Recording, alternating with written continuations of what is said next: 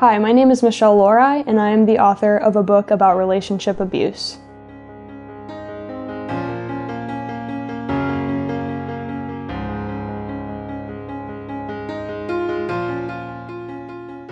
A big issue that I wanted to touch on in this book is the way that relationship abuse has been normalized, especially in society today, in my generation specifically.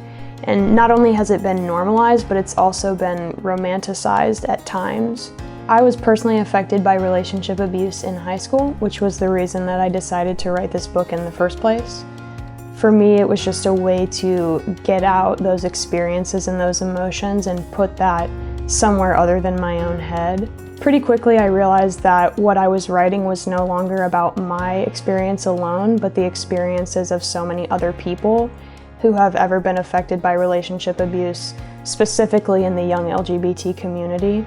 In the past few years, a lot of traction has been gained in regards to awareness surrounding relationship abuse, but in the media, there's really no representation of LGBT relationships. There's no talk of that in any of the dialogue that's occurring. I wrote this book because I knew I had something to say that could be valuable or helpful to other people who had either never seen themselves represented in this conversation or just in general, just for somebody to see a reflection of themselves in any kind of media. In The Head and the Heart, you will meet the main character, whose name is Mallory McLaren, and right off the bat you will also meet another character by the name of Lacey Randolph.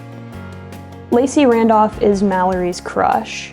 Right from the beginning you sort of see this dynamic that is forming between them when you find out that Mallory is still in the closet, whereas Lacey is very open and probably one of the most well-known people at their high school.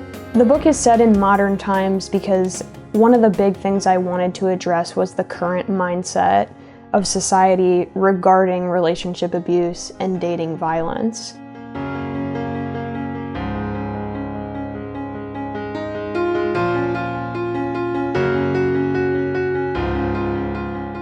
One of my hopes for this book is that it adds a small building block to the narrative of relationship abuse in the LGBT community.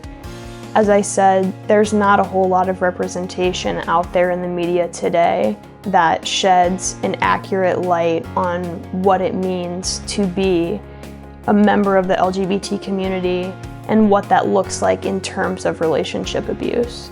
This is a book for thinkers and for people who like to challenge themselves on some harder topics regarding love, abuse, hope. It's a book for people who care about their relationships and their connection with other humans, whether they're romantic or not. It's also a book for somebody who just wants to read an intriguing story.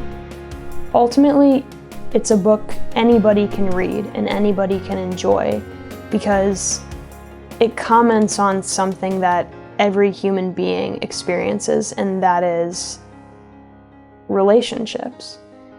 Whether they're romantic or not, abuse can happen between any two people at any time. My name is Michelle Lorai, and my book is about relationship abuse and how we can work together to make the world a safer place to love.